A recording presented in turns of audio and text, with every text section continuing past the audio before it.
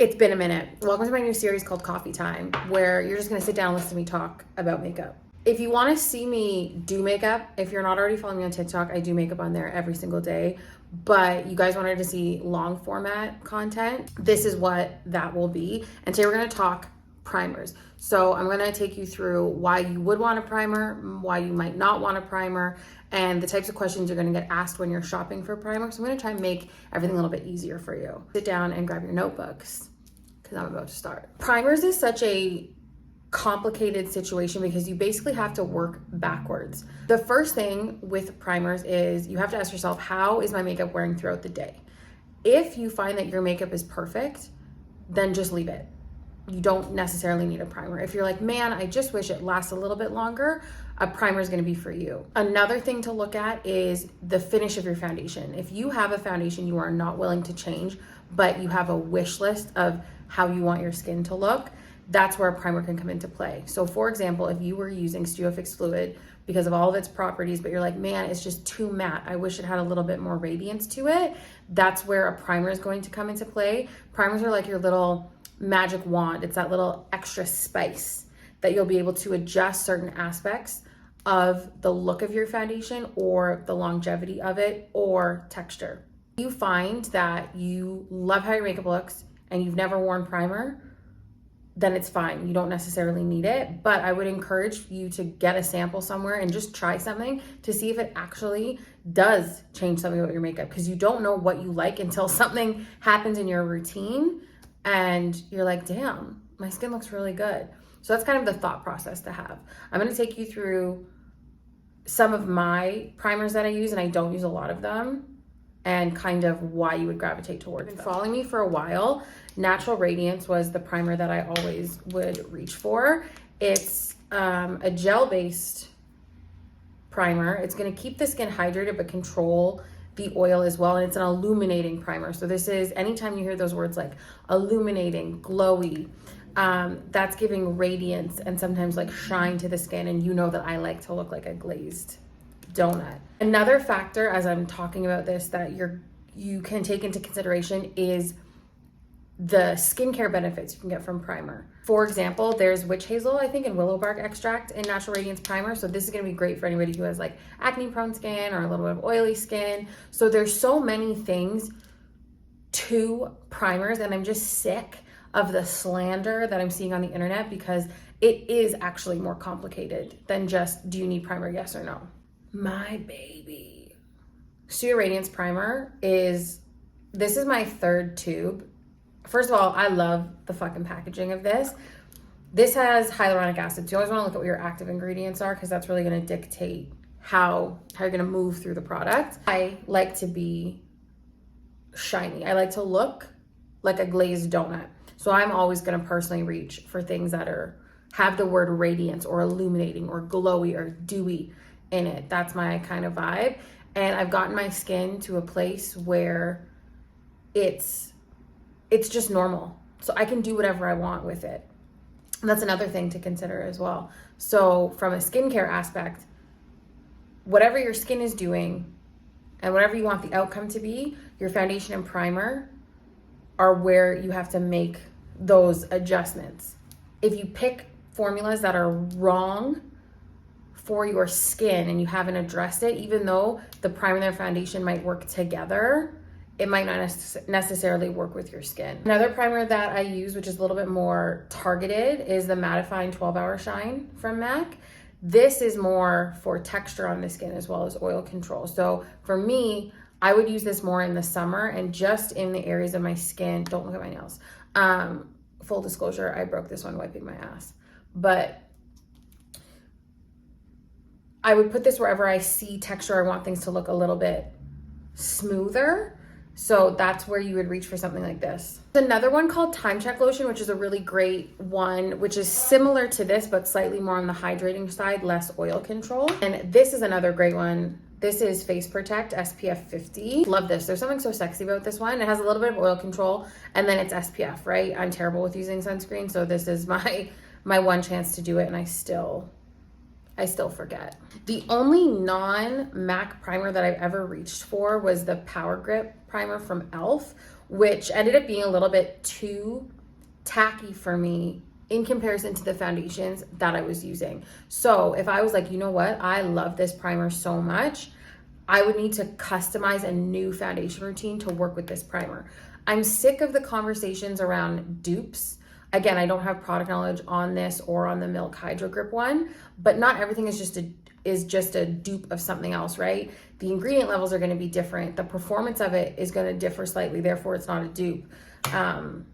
It's so complicated. The questions that you're going to get asked when you are shopping for a primer are going to be things like, a primer right now. If you're not using a primer right now, how does your skin feel when you put the foundation on? How does your foundation look at the end of the day? What are your skin concerns? Like, it's an open conversation, right? So just tell the artist that you're speaking to, like, just tell them your wish list of things that you wish your skin would look like. And then it's going to be, tell me about your skincare routine, because it's so important, because you can address a lot of foundation issues before with your skincare. There's so many factors to this, and not really, unfortunately, it's the artistry behind makeup.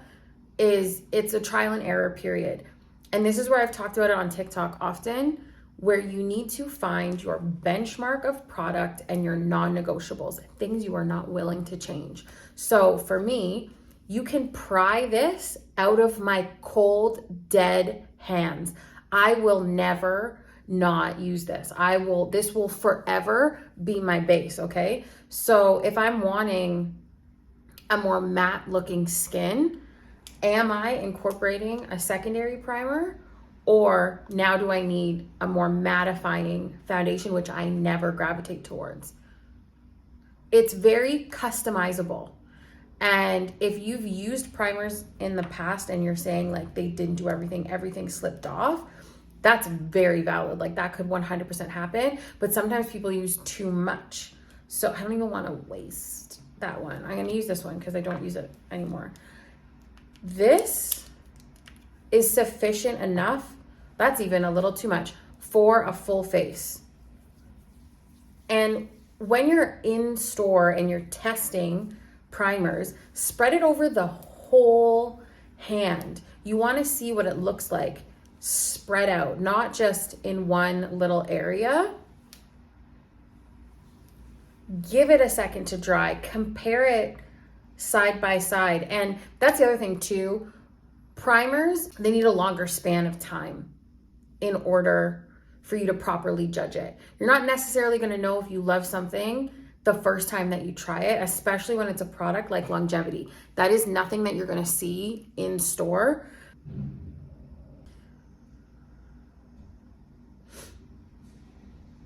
What was I saying? Rewind. So that's not necessarily something you're going to see right away when you're in store, but in terms of pore filling primers, those you can test. And when you want to test your pore filling primer, test it here where there's those like fine little lines on the hand, and just that's all you need, because there is a such thing as too much makeup, and like 24-hour eye base is a good example of that. If you put too much of that on your eye, it kind of works against you. So these are all of the things that are really important to know, and you have to ask those questions to people. Oh yeah. Okay, wait, how can I, hold on. Hopefully you can see. So I applied that primer here, right? So it's a lot softer looking than even if I pull my thumbs back like that, the area is just softer. I'm trying to think of other things that I've been asked about primers over the years. Eye primer, lip primer, what the fuck? And also in the same breath too, it is absolutely okay if you cannot afford, well, honestly, the prices at drugstores right now, it's like pushing prestige depending on where you go. It's okay if you cannot afford, like, let's say you're like, oh man, I fucking want that Milk Hydro Grip primer so badly. I'm just gonna get e.l.f. because I heard it's a dupe. Check what the active ingredients are on the primer that you wish you had. What I want to see people stop doing is don't automatically run for what is deemed the dupe. Identify that you're like, you know what, a primer sounds like something I really want, and then research it based on ingredients and actual performance claims, not necessarily personal opinion. And that applies to me too. For example, just because I love this and I say it's the best thing for me, you might hate this, right? So this guy has glycerin, squalene, I literally can never pronounce that word, and different oil extracts. And then I thought it was hyaluronic acid, but I think it's a different derivative of it, but regardless, that is not going to work for everybody, right? And depending on the foundation that you're using, it could clash with the foundation. So there's just so many different things to look at. And realistically, the first place you should be going to is the brand's website and going into the description. And what is also so important is actually following what basic instructions are given to you. So for example, this e.l.f. one, allow 30 seconds to set before applying makeup. Straight up, I'm just reading this now for the first time. So it's so like, this is for me, what I'm so passionate about is the artistry behind all of this, because you can literally customize different aspects, like different parts of the face to perform a certain way. Yes, that's going to be a lot more investment. Makeup is what you're really passionate about, and you can find alternatives that work within your budget, or you literally don't care at all and you can afford what you can afford. That's the beauty behind it. There is literally no such thing as a shit product, because something will work for everybody. And the only thing I won't support really is like random shit off Amazon, like random makeup companies that you've like never heard about before, have no idea where they come from. That is strange to me, but I digress. Oh, other primers. Something like 24-hour eye base. This is my lifeline. This is probably my like 7th bottle of this. Your eye primer. Oh, here's a conversation I really want to fucking have. Eye primer. Concealer is not primer. Primers have properties in them that allow products to perform better. So in this case, anybody under the sun can wear 24-hour eye base, especially people who are more on the oily side, because it's going to control the oil to prevent the creasing. Any oil that happens naturally on your skin, from like literal oiliness to just sweating, works like makeup remover and is going to break down your product. So this is a great, I used to, back in the day, I used to use Too Faced Shadow Insurance. That was like it was like Too Faced Shadow Insurance and Urban Decay Primer Potion. They were like the only eyeshadow primers that existed. And then I got the MAC like disc pot. I keep getting sidetracked. I have so much stuff in my head. So there's a polymer that's inside 24-hour eye base that's also in Stayover, which is the PVP, which is the like dehumidifier, or one of them, that seals things onto the skin or helps extend the wear or the life or the color payoff. So that's a property in it that its whole purpose is the performance or longevity of your product. Concealer happens to just be opaque and wet. Of course, any product, any powder product, any eyeshadow or pigment is going to sit on top of something that is wet. But that's where the technique changes, right? I don't pack my shadows on. In the event that I was to put this down in a bit of concealer, then I'd be using more of a packing motion than a blending motion. I like this on my eye, and I like how shadows blend into skin versus into anything that's overly opaque. A lot of people that I find do wear concealer as a base is they're looking for color correction, and they're looking to have that like blank canvas, which is fine. Still put an eye primer down first, because that's also going to help the concealer sit nicer.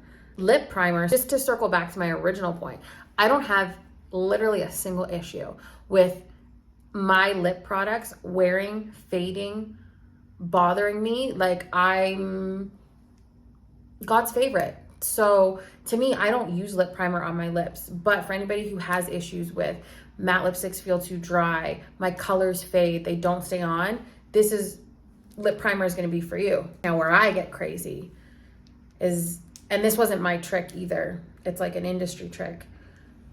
This to prep under the eye, beautiful. Reason being, because it's hydrating and smoothing, because that's what you want to happen on your lips under a matte lipstick, right? Under concealer, it's just so fucking nice. You wouldn't put it up here because there's too much oil production up here. So that's gonna come off. So that's where I like to use that. Sometimes I forget, sometimes I remember. So to kind of sum everything up, know what your skin is like before you put any makeup on. Have a wish list of what you want your foundation to ultimately look like, and ask yourself, does my foundation look like that on its own? Have an idea of how your skin fluctuates throughout the day. Are you really dry in the morning and then super oily at night? Are you normal? All those answers in the back of your head for when you go to shop for a primer, because it's gonna make the process selection a lot easier because there's so many different options. This is your homework from me. Start to look at your makeup and see which ones you're like, I love these so fucking much, I am not willing to ever get rid of it. And you build your makeup look from there. It's called having a benchmark. Another thing that I would really, really suggest is, if you don't have a primer and you're looking to get one, stick within the brand of your foundation to start if you can. Oftentimes, obviously, the primers are formulated to work with the foundations within the same brand. Can sometimes get complicated when you start mixing brands just formula wise. Obviously, it's been done and I do it and so many people do it, but to keep your life simple, just do that. Or if you're looking to eventually convert to prestige because you're using drugstore product, then the next new product that you're introducing to your routine, go prestige if you'd like. I hope you guys like this series. I have so much up here. I really feel more fulfilled sharing this than just always doing makeup. So let me know in the comments below what topic you want me to cover next. If you don't already follow me on TikTok, that's where the party is. That's where you're gonna see my lip of the days, my makeup every day. There's a shit ton of stuff over there. My snacks still, I'm still doing it all. You can follow me on Instagram, but I don't really hang out there anymore, but I'm there. And until then, I'll see you next time. Bye.